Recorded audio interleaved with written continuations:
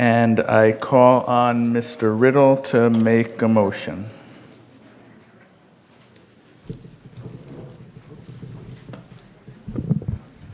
Chris Riddle, Precinct 2. I move in terms of the motion on your motion sheet. Motion's made and seconded, so the motion is on everybody's motion sheet, which you should have picked up at the back table. I would like to ask Lee Jennings from our committee to participate. She's not a town meeting member.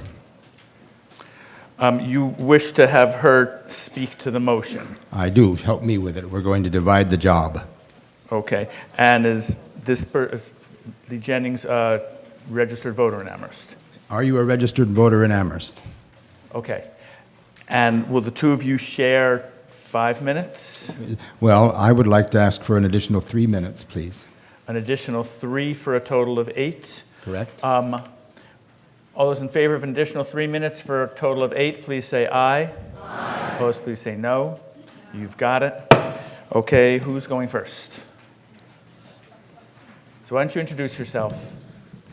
Okay. You don't get to advance it. Yep.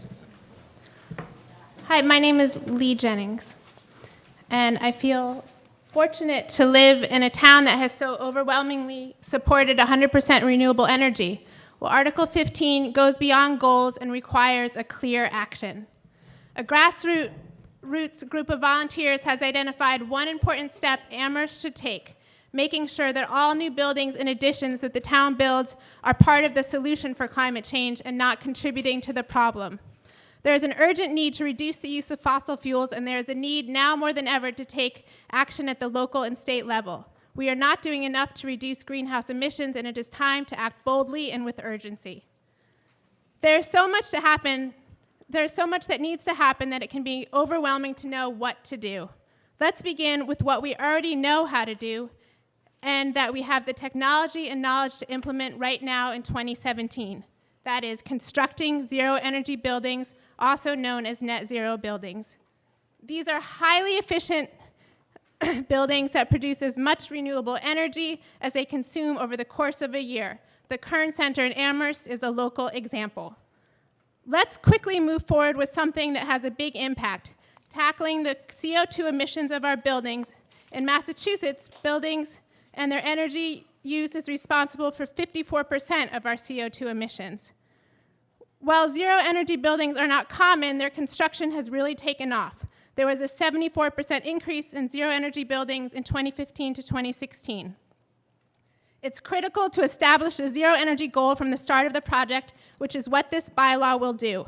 We have many knowledgeable people in the area who know how to build zero-energy. We have a letter of support on the back table from over 15 local architects, builders, and officials who know that zero energy is feasible and state that this is how we should be building our buildings now. Zero energy works because much care is taken to reduce the amount of energy needed by the building.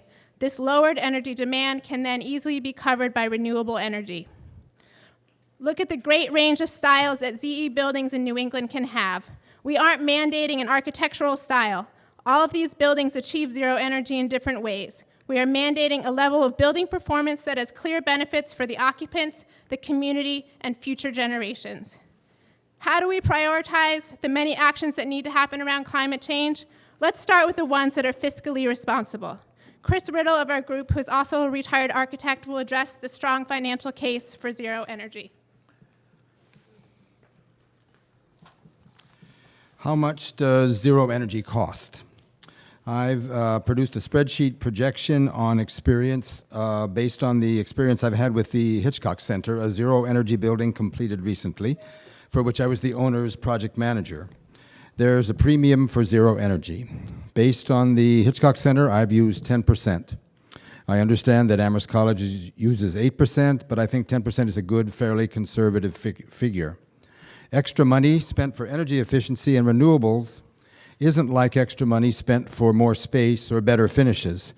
It produces a return, the value of the energy costs saved.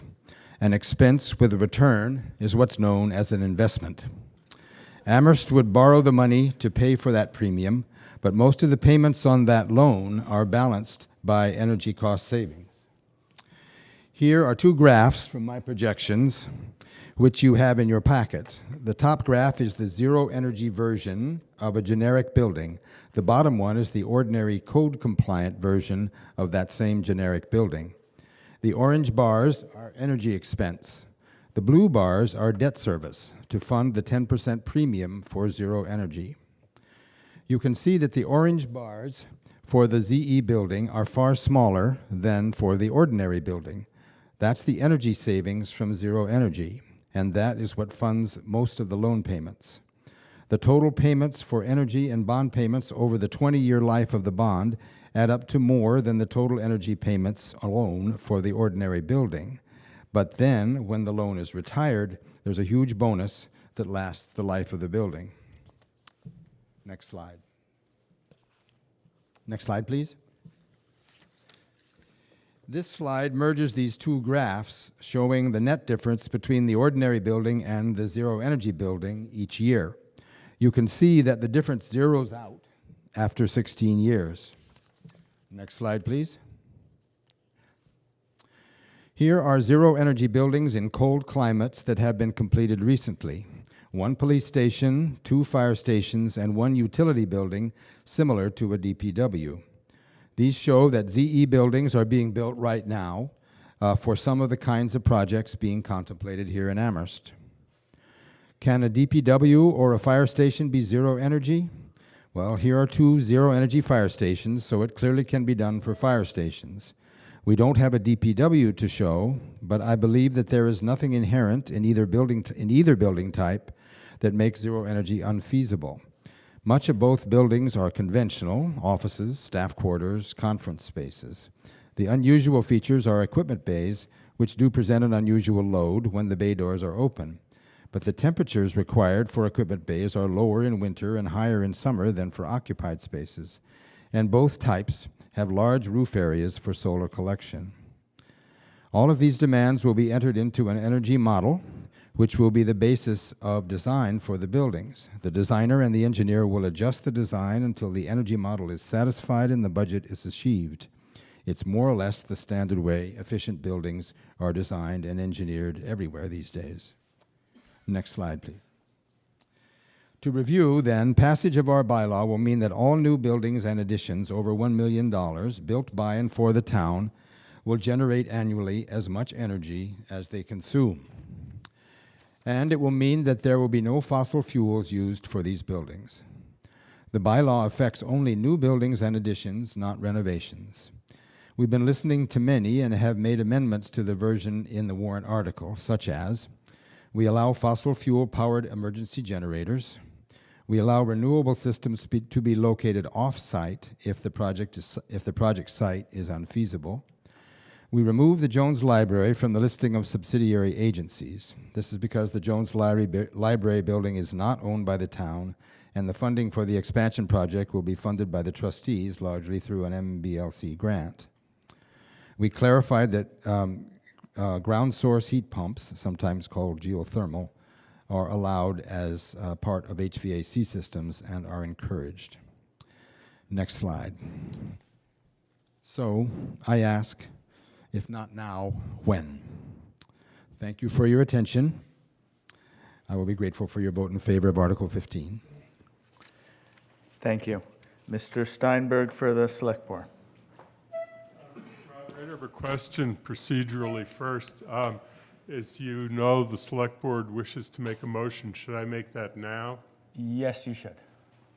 Okay, thank you.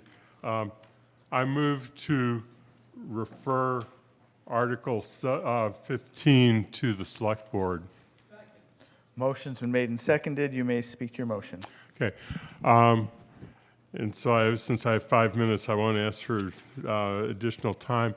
Select Board could not support the article as it was presented, and that is why we've taken a very unusual step. I can never recall a Select Board moving to refer to itself, but it's an example of our real commitment to the underlying goal that we're talking about here, that we've made this suggestion to you tonight and making this request to you tonight.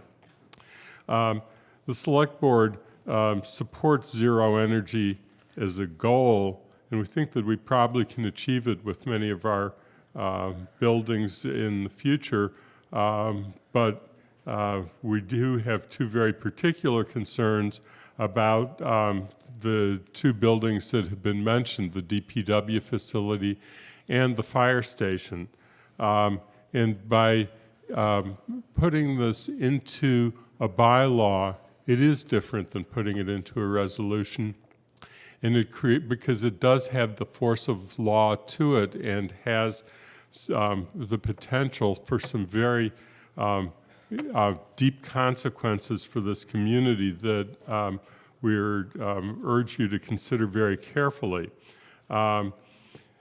The efforts can and should be made to get to that goal, of course, but the petitioners cited just a moment ago no DPW facility that has met this particular goal, and they cited two fire stations that I've looked at a little bit myself, and we can't be sure that they're comparable.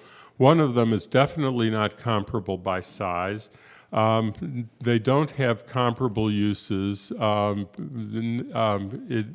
serving the same kind of community, and they aren't necessarily, and this we don't know, located on the same type of land, and the land that you build something on is very much a contributor to achieving this goal. When you talk about the Kern Center and Hitchcock Center, those are built on sort of flat plains at the Hampshire College site, which are very different from some of the other sites that we may have to consider for these facilities that have to meet a variety of goals.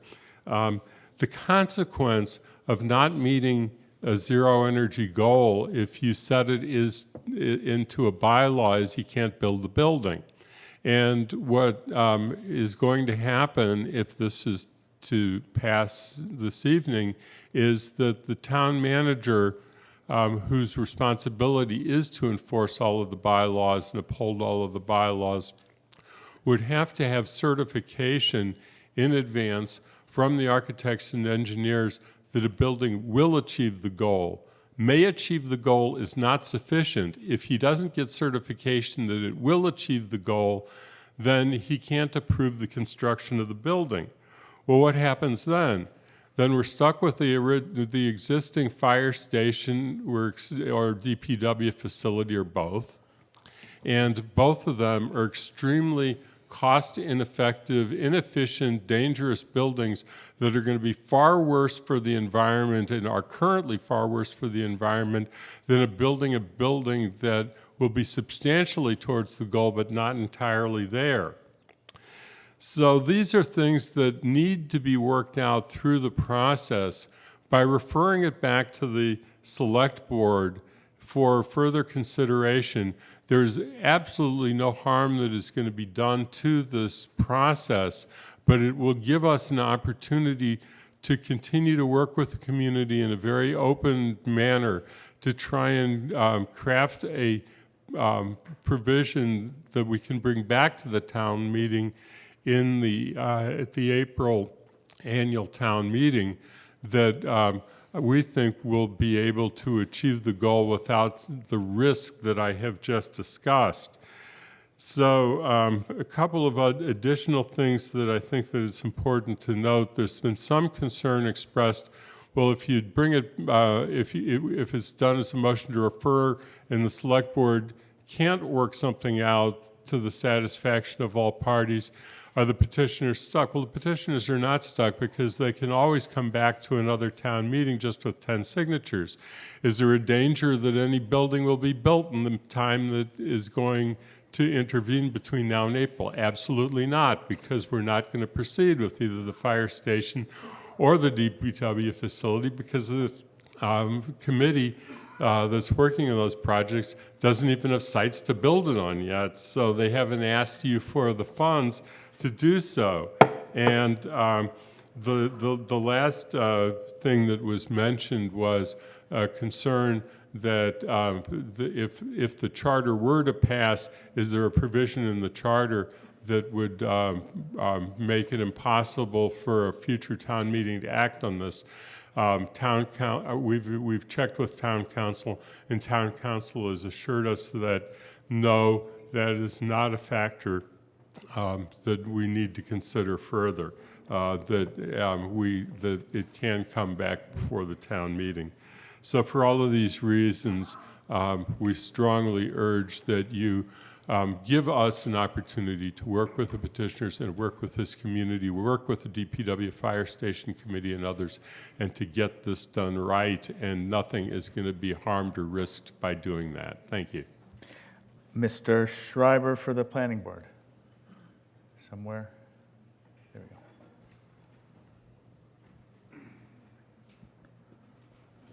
I'm looking for Mr. Schreiber. I'm speaking. Okay. Jack Jemsek with the Planning Board. The Planning Board recommends approval of the motion to refer. The Planning Board discussed Article 15 at 2 public meetings, October 18th and November 1st, and voted on November 1st to support the motion to refer. In general, the Planning Board supports the concept of net zero energy, but believes that the mechanism to achieve it needs further study. I now call on Lynn Griesmeyer for the DPW Fire Station Advisory Committee. You can, either way, it's okay.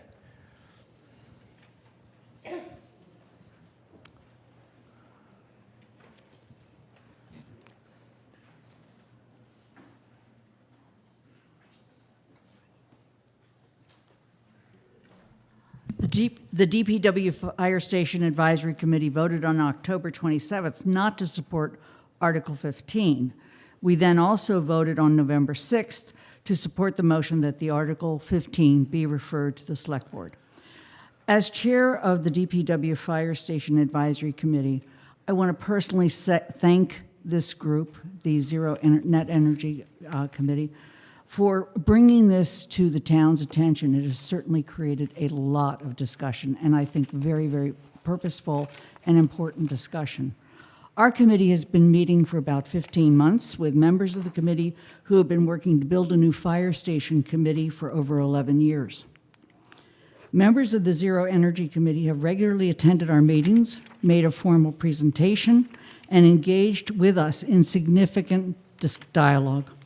While the DPW Fire Station Advisory Committee is very seriously committed to the goal of Article 15, we have concerns, serious concerns, about the technical and financial feasibility of reaching the goal of zero energy in building both a new DPW building and a new fire EMS, both of which are critical to our town's public safety. I'm not going to repeat what Selectman Steinberg has already said. Finally, and of critical importance, is replacing the new DPW and Central Fire Station, both of which presently contribute to our carbon footprint at an amazing rate. So we would like to meet both the goals of public safety and getting as close to zero energy as we can, but we urge you to refer this to the Select Board. Thank you. Thank you. Mr. Neal for the Finance Committee. Hello? Yep, Tim Neal for the Finance Committee. Our original recommendation was to make no recommendation, and that was made because we just didn't feel there was enough definitive financial information either way to make that determination. We subsequently, once we learned about the possibility of referring to the Select Board, on Monday, last Monday, the 6th of November, we met again, and in this case voted unanimously with one individual absent to recommend that this be referred to the Select Board as proposed. Thank you. The motion before us is a motion to refer to the Select Board, which requires a majority for passage. I hear a point of order. Wait for the microphone, please, and identify yourself. Hilda Greenbaum, Precinct 1. Would it be in order to convert this motion for a general bylaw to a resolution, and rather than referral to sort of give No. the intent that town meeting thinks this is very important and I think that would carry more weight Okay, than a referral. So would that be in order? No, it would not be in order. Sorry. The warrant specifically is for a bylaw, and you can't make that significant to change on the floor of town meeting. So let me explain the voting process first. So the motion before us is a motion to refer to the select board, which requires a majority vote. If, when we come to a vote, that passes, we've disposed of Article 15. If that fails, then the motion before us would be the main motion, which also requires a majority vote. If that passes, it passes. If it fails, it fails. We are now open to general discussion. Yes, second row right there.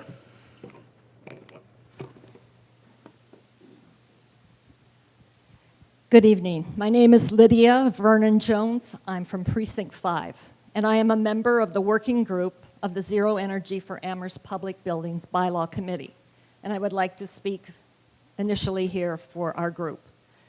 We are delighted that our select board wants to work with us on helping Amherst make a dramatic response to climate change and be a responsible participant in the broad movement to reverse climate change. We accept. We look forward to working with them to develop a strategic plan for our town around climate change and exploring many policies and practices that would reduce the carbon footprint of our town, which our sustainability plan has not been updated since 2005. At the same time, having met with them and having discussed this, we see no reason to wait before adopting the Zero Energy for Amherst Public Buildings bylaw. We've consulted with lawyers, we've consulted with town boards, we've been researching this for many months. We need it now. Now is the time to do it. Let's pass this article tonight before any more building plans are made. Let's follow the directive of the US government, the government of Massachusetts, the US Army in making ZE buildings a priority. We look forward to working with the select board. Thank you. Thank you. I'd like to quickly point out two procedural things. One, Ms. Vernon Jones correctly held up a red card because she was speaking against the motion to refer, so gold star for that. And it also is okay to, when you're speaking, even though the motion on the floor is the one to refer, it's okay to also speak about the article itself. It's too blurry to try and separate those two. Point of order. I hear a point of order.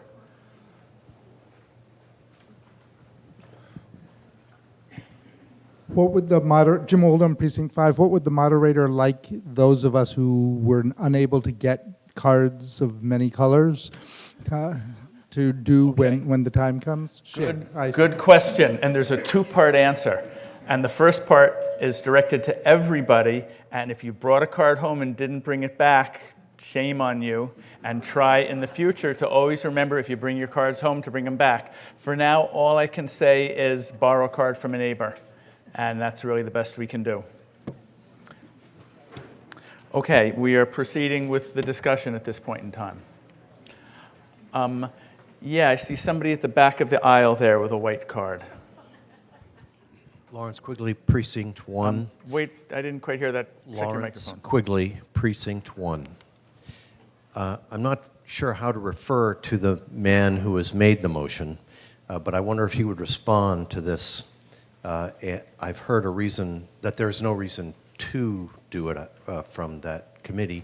I'm wondering if there's a reason not to refer. If you would address that, please.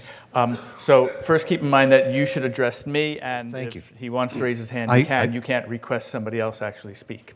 Having Okay. said that, Thank Mr. you. Riddle, would you like to respond to that? Careful.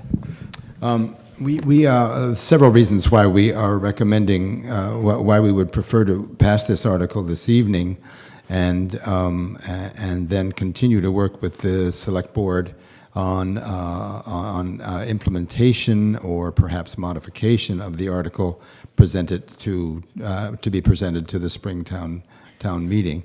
First is that we are anxious that we would not have the option of making assuming what happens in March, if the wrong thing, as far as I'm concerned, happens in March, then there is wording in the Charter Commission article, the Charter Commission charter, that suggests that only minimal changes can be made that sounded to me like housekeeping changes can be made at the Springtown meeting. So we were scared about that, and we thought it would be a good idea to get this thing on the books and then continue to work on it with the select board.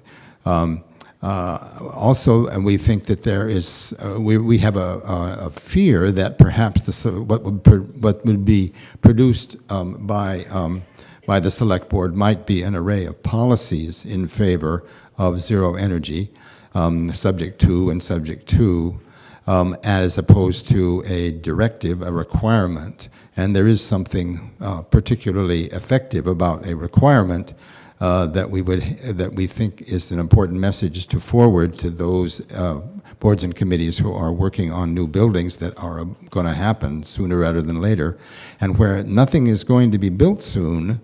There may be selection of the design team that might happen soon. And the selection of the design team is crucial to this. You can't just, for instance, engage the services of somebody who is an expert in public works buildings and not have somebody and not include people who are experts in zero net energy and conservation. So between the anxiety about the Charter Commission wording and the desire to get something on the books now when we can, and when it can influence the behavior of those people, those boards and committees considering new buildings, I think those are the reasons. Maybe others of my committee might want to add to that for why we recommend against the motion to refer. Thank you. Mr. Steinberg. Just a couple pieces of information. One is that in order to have a design team, town meeting needs to vote funds to allow for the hiring of a design team. So that isn't going to happen earlier than the next time that there's a town meeting. It depends upon if we're able to get this land problem solved as to whether it would be in April or not. The second is that I made reference to the fact that town council has given an opinion. Basically what it is that the charter says the town meeting will not do anything if the charter passes, will frustrate the purposes of the charter. And the town council's point is a couple. One is that this is not the kind of an action that they would view as frustrating the purpose. But then the second question is, there was an example that was in the charter provision itself. It did create some confusion, said that and basically it is a matter that would have to be determined by the select board. Well, the select board has obviously already thought about this subject very closely in making the motion that we've made tonight. For those reasons, we feel comfortable on both of the points that have been raised. Thank you. Green card, not 3 seats in from the aisle there.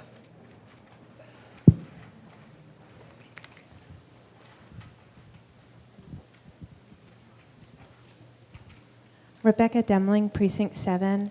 I very much want to support this bylaw, but unfortunately I'm concerned about unknown implications from its implementation. I would very much love to vote on it in April, and I'm hearing that we're able to do that. I want Amherst to be a green community, but I want to do it correctly and not try to fix things after the fact. We have an opportunity to have model legislation for our state, but it should be thoughtful and deliberate, not rushed through because we're afraid of a vote that may or may not pass in March. Thank you. And all the way in the back row with the green card.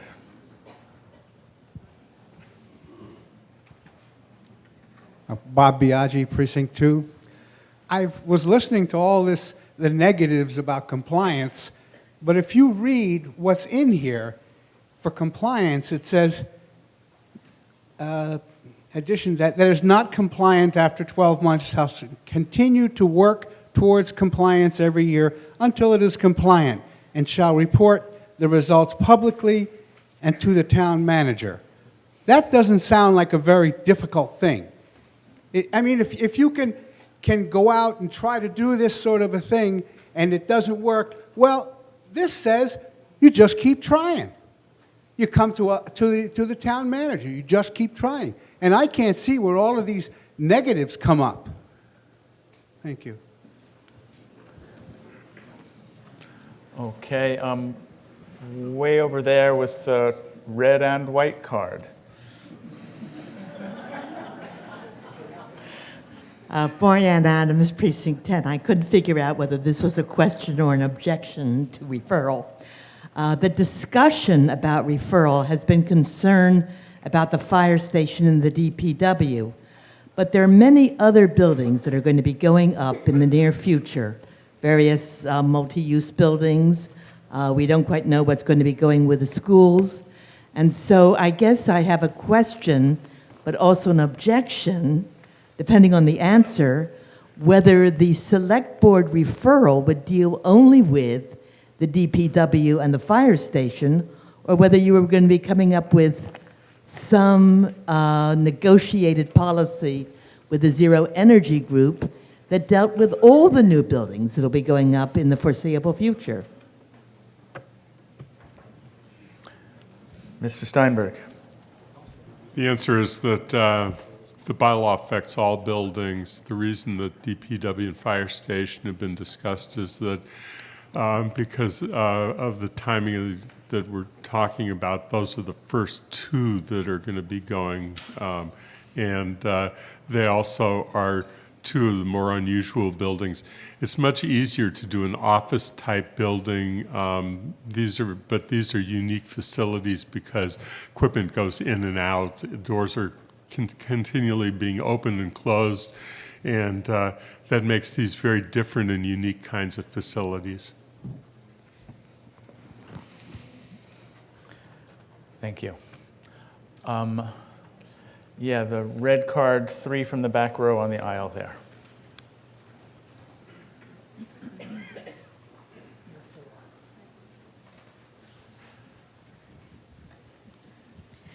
Jacqueline Maidana, Precinct 5. I'm voting against the referral. I was at the select board meeting and I watched it on TV just to make sure that I wasn't wrong. But at no point did any of the select board members say anything positive about this article. So I think referring it back to them, I'm really glad that they're willing to reconsider it. However, I don't think that it's going to be very productive to vote it back to them. I definitely want to vote for this article, not for the... Thank you. Ms. Kruger, she was first. Maybe we were at different meetings, but my recollection of our discussion of Article 15 was that we shared the goals of that article, but we had a different idea about the means, and we were very concerned about a bylaw mandating zero net at this point, some because of the technology, some cost, and we didn't feel like we could put the town in that kind of a stricture, but we very much wanted to work on advancing the goals and took that upon ourselves by thinking up referring back to the select board, where we would take a lead in making sure that rigorous standards were adopted that would affect all future town buildings. We're not exactly sure the shape, and we wouldn't do it alone, but we were positive about sharing the goals of the Zero Net Energy Bylaw, and to that end, we would ask you to please refer it back. We're very serious about this.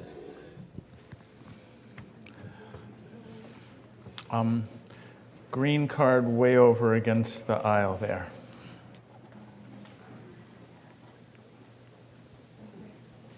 It's Catherine Oppie, Precinct 9.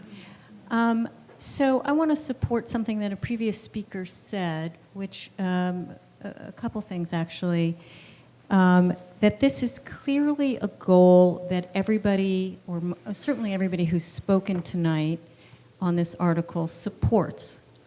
We all support the idea of zero energy buildings. What I hear the select board asking for, however, is for us to also consider and work together to make sure that this goal doesn't result in potential negative consequences to the town, to the larger town. And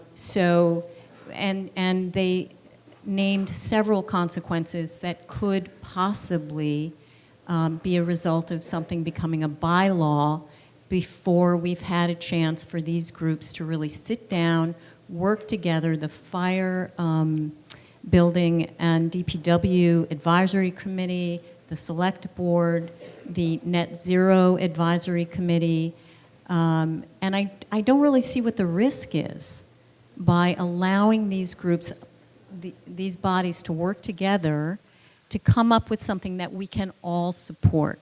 There have been so many articles that have come before this body that have been divisive and difficult. And here is something where we really all share the same goal, and the select board is simply asking that we refer back so that we can make it something that everyone can support wholeheartedly, as we did in the last article.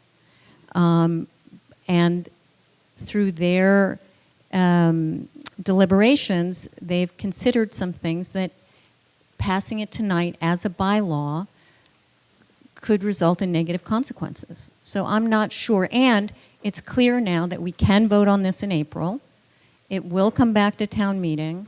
So I'm just not sure what the risk is to refer it back. So I'm going to support referring it back to the select board. Thank you.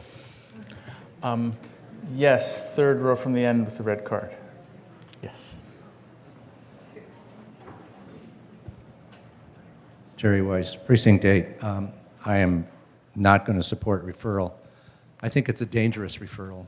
I heard that from the select board that there were serious consequences that could arise from this, but I only heard one mentioned, which was that building sites might be difficult to find, might be more difficult to find. And I want to remind people that the article allows for off-site energy production, so that for that very reason. I didn't hear any other serious consequences for passing this. I do have a serious consequence for not passing it. Our earth is burning up. And we can keep kicking this can down the road and hope that we're going to come up with better ideas down the road. But while we're waiting down the road, the glaciers are melting, the icebergs are breaking off, the climate's heating up, we're seeing catastrophes multiply every year. If not now, when? And I'm not confident this will come back in the spring. It might. I think we got to do it and stop waiting. Mr. Slaughter. What does that word say? So, Oh, no. good evening. So I'll provide another example of where I struggle with this bylaw as it currently is at this point is in front of us, and that is there are some mechanical issues with the structure of that, and a perfect example of one is one that was mentioned earlier with regard to if it doesn't meet net zero, you just keep trying. So monitoring whether you're meeting net zero or not is not that difficult. It is part of the process when you go to build this type of a building. The difficulty is that you are then compelled to make it net zero, which means potentially if the building is incapable of it, then you have to invest additionally in its capital to make it net zero.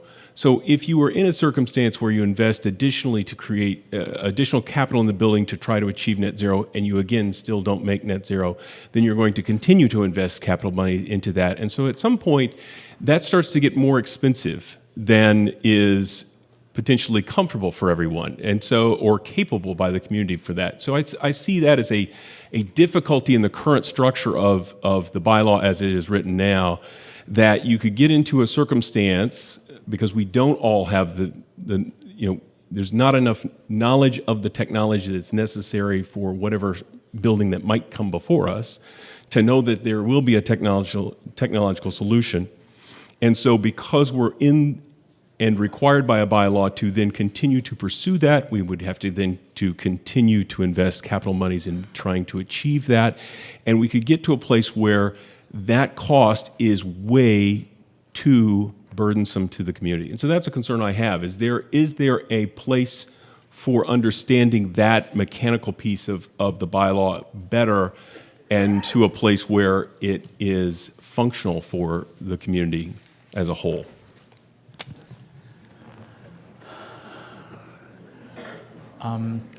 Yes, third row back with the red card there.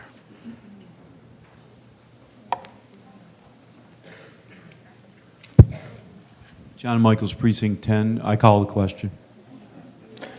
I'm sorry, I'm not going to accept that motion. If you want to, no. This happened on Monday, and I spoke to the meeting about it. And if you want to make a motion, you need to use a white card. I'm trying to be fair and call on red cards and green cards and white cards. But if somebody uses a red card and then is speaking in favor of something, I'm going to stop you, and vice versa. And I'm not going to accept a motion if you hold either a red or a green card. So you can try again with a white card, or somebody else can, but I'm not going to accept that motion. And we all should consider, is it time to come to a vote sometime soon?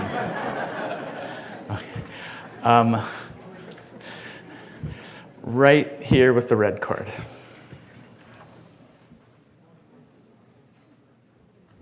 Nothing. Shevin, Precinct 7. No bylaw that we've developed, and I've been in town meeting a little more than 30 years, has always been perfect. Planning board has come back with this amendment or that amendment. We have to start this act now. The time is running out for our children, our great-grandchildren, whatever. I heard, earlier this evening, I heard the select board say they were too busy to meet again with the town meeting committee that wanted the town meeting advisory committee because they had so much to do. Well, if the select board has so much to do, how much time are they going to have to devote to this? I know that some of the finest minds in this community have been working on this bylaw, and I think we have to pass it tonight. Right there, 4 rows from the back with the white card. Amanda Robertson, Precinct 5. Call the question. Thank you. Motion for the previous question has been made and seconded. If 2/3 of you vote in favor, we will come to an immediate vote on the motion to refer the article to the select board. All those in favor of the motion for the previous question, please say aye. Aye. Opposed, please say no. No. Moderator hears 2/3.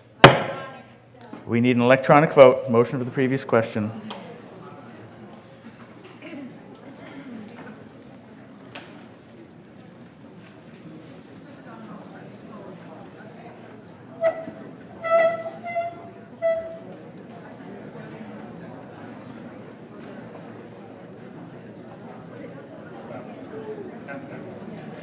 We'll be ready in about 10 seconds. Hang in there.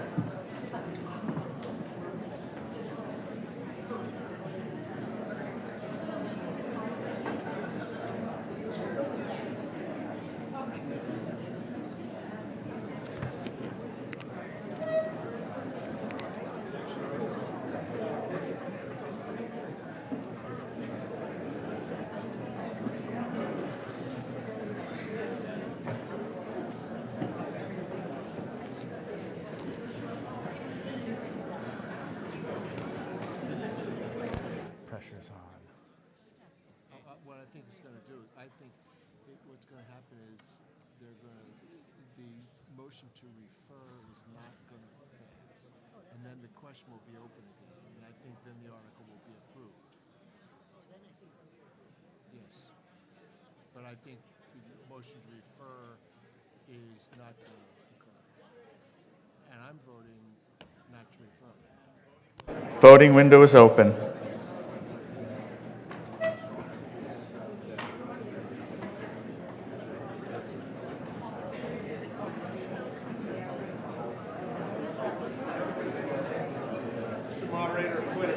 If you don't see your vote, just press the button again. People are confused what they're voting on. Well, we'll discuss it at the end, but they really shouldn't be.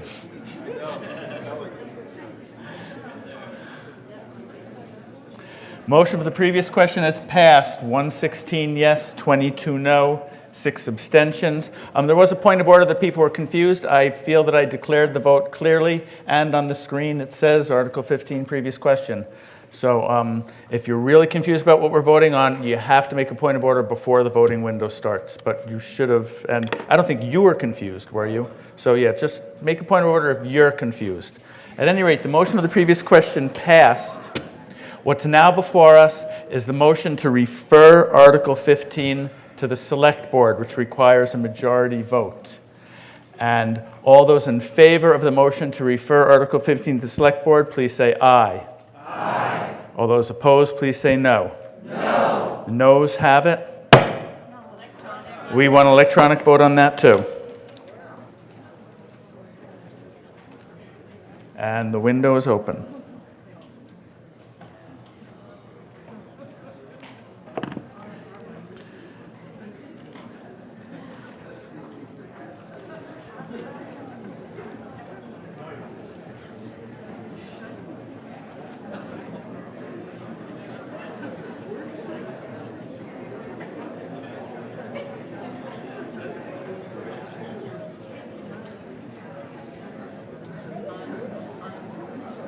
The vote is yes 73, no 112. The motion to refer to the Select Board has failed. The main motion is back before us. It is open to discussion, but I'm also hoping, unless you have something brand new to say that no one's heard before, I'd really ask people to come to a vote fairly soon. Yeah, I see a white card right at the end of that row there. Maria Kapicki, Precinct 8. I call the question. Motion for the previous question has been made and seconded. I'm accepting that. If it had been at the beginning of the entire debate, I wouldn't have accepted it, but I think it's perfectly appropriate for town meeting to decide now if they're done with the debate or not. So we are now going to have a vote on the motion for the previous question. If 2/3 of you vote yes, we will then immediately come to a vote on the main motion under Article 15. If 2/3 of you do not vote yes, then we will continue discussion.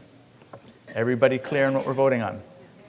All those in favor of the motion for the previous question, please say aye.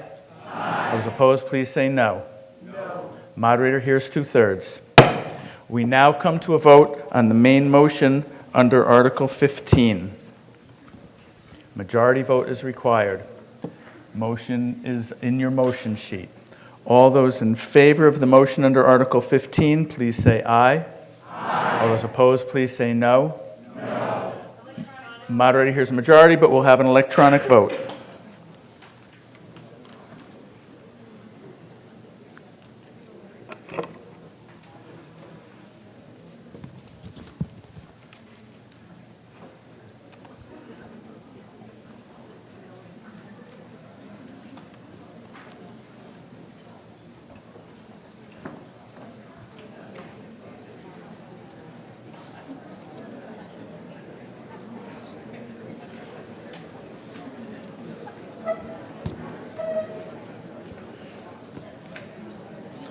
We have yes 123, no 54. Article 15 has passed.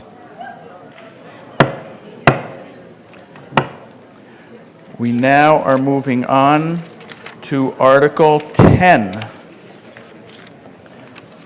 And I call on somebody, Ms. Hazard, to make a motion.